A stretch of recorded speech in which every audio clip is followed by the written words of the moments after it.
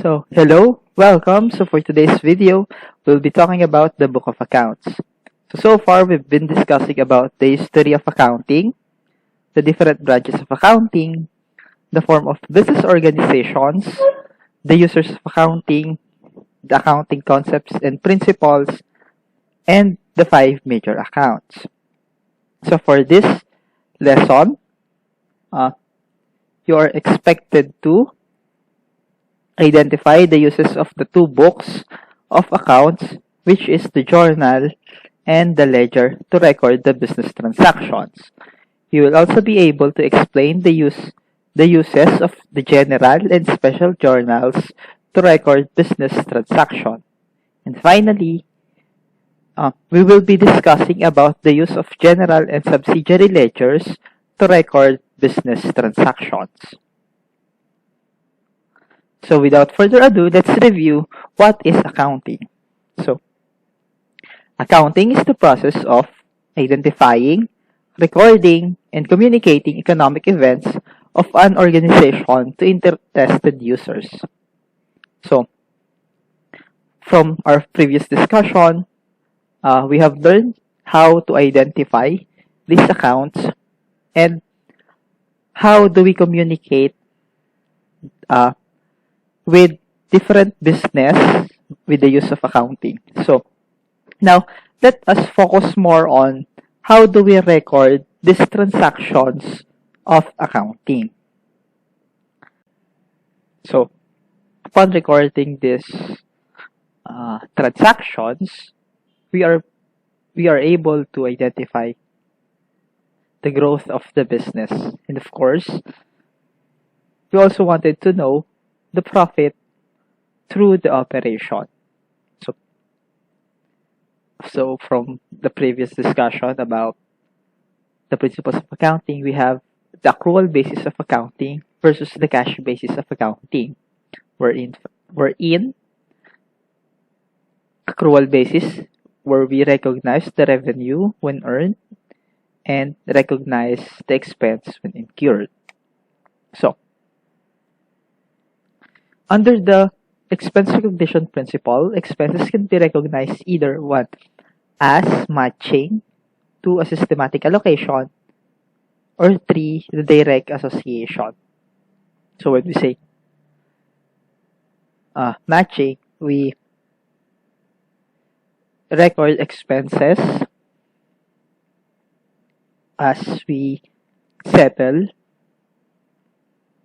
So we also have systematic allocation, wherein we could pay in advance or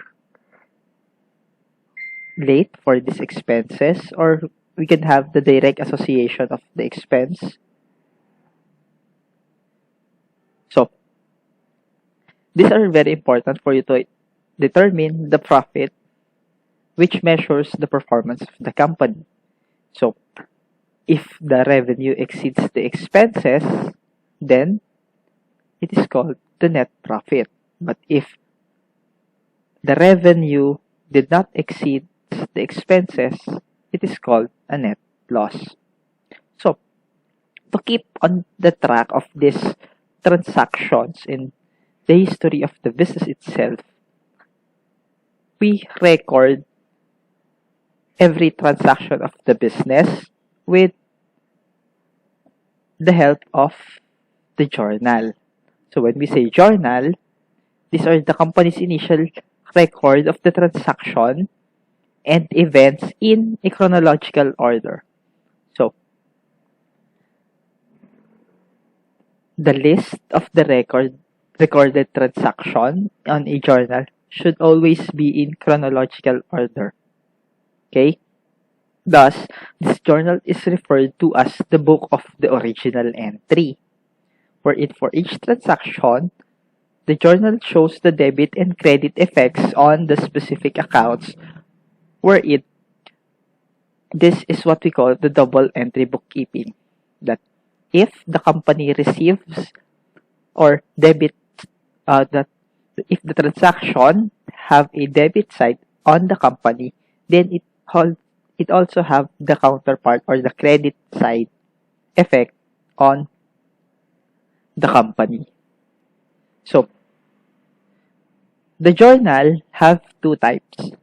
First is we have the general journal, where the general journal is the most basic journal, where it typically has dates, the account titles, the explanation, the reference number, and the two columns for journal and ledger. And we also have what we call the special journals, wherein for some business that encounters too many or voluminous quantities of similar and occurring transaction that could create congestion to the record in the journal for a single day, we rather use these special journals to minimize or to lessen, or we just record the total of those same transaction in the general journal. Okay? So, the general journal is the most basic journal that we have. So, again, the general journal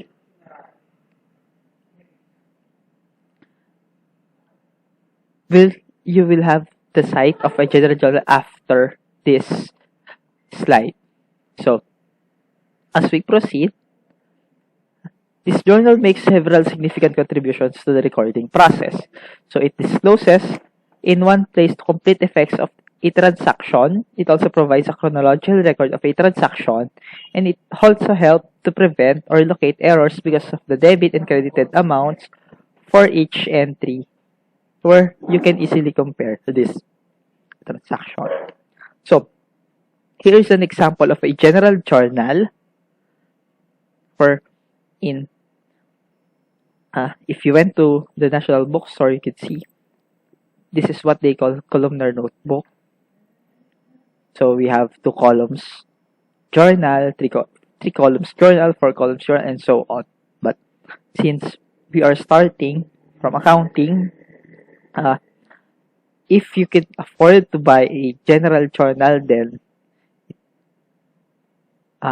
it would be a great help for you to have a practice, or if you cannot afford, you can use Excel, or just a piece of paper could do so. So the parts of a general journal we have are the date, the account title and explanation, the reference number, the debit, and the credit. So we are following a process upon entering a transaction on a journal. This is what we call the journalizing process. So, the transaction data in the journal is known as this journalizing process, where companies make separate journal entries for each transaction, or a complete entry is consist of 1. The date of the transaction, which is entered in the date column. The debit account title, that is the account to be debited, which is entered first at the extreme left margin of the column headed account titles and explanation, and the amount of debit is recorded in the debit column. So, as you can see, if you have transaction,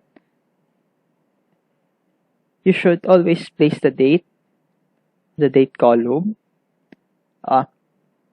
For the format of date, you will follow the present date that is used by the company, or if you started the business, then you can use whatever format that you like. You can use the abbreviation for the months or the number, as long as it should be uniform. So, the account title explanation, this is where you put the account titles, where the account titles are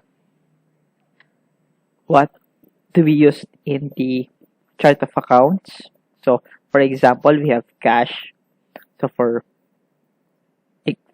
example, if cash is debited, cash is at the leftmost part of the journal transaction. You indicate the reference number and the amount of the debited cash. And for the second transaction, since we have debited the cash, therefore you should there is something that you lose. For example, an accounts receivable. Since you received the cash, you lessen the account on accounts receivable, wherein for the second, so it should be written at the bottom of cash, and it should be indented because it indicates that the second account is on the credit side of the journal. So together with the reference number.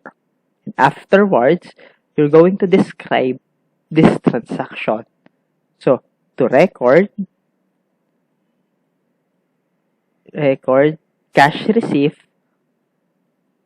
from accounts receivable. And by the way,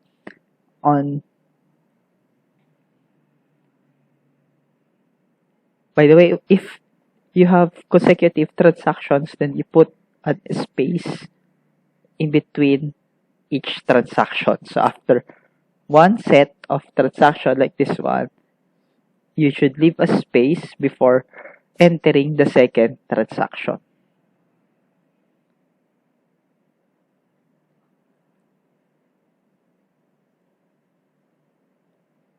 Now, to illustrate, so for another example, we use this one. Where in September 1, 2015, Mr. Ben Mabait invested 500,000 cash in the restaurant business. September 5, 2015, purchased kitchen appliances for the business amounting 100,000 by issuing a check. On September 6, 2015, they started his operation and made a sale for the day amounting 20,000 pesos. So, on a general journal, you will see this type of writings wherein for the first one, Mr. Ben Mabait invested 500,000 for the transaction wherein so the cash is 500,000, so that is debited to the company, and then the capital should be written here 500,000. Then this is to record the investment of Mr. Ben Mabait. For the next one, we have the kitchen appliances, 100,000. That is for the company, and you bought it by cash, 100,000. So should be written here, 100,000. Last, that is for you to record the purchase of kitchen appliances. As you can see, we provided space. We should provide space after each transaction.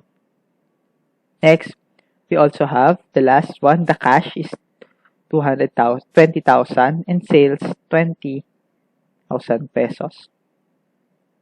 So this is for you to record the sales of the day.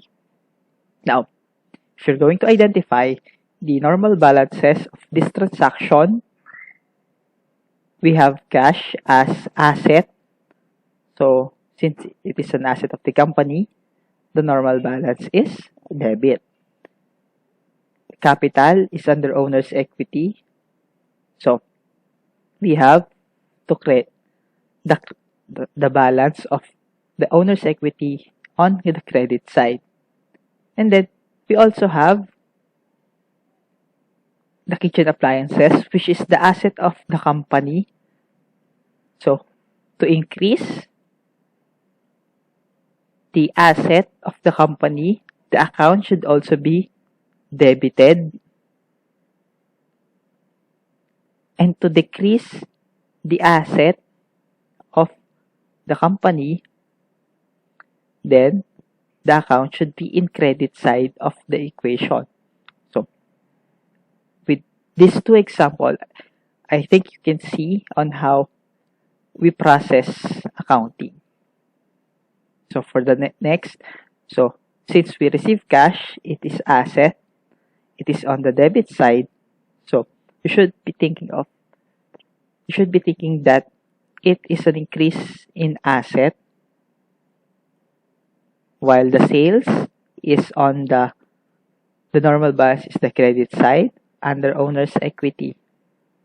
So it increases the owner's equity. So this is what we call the journalizing process.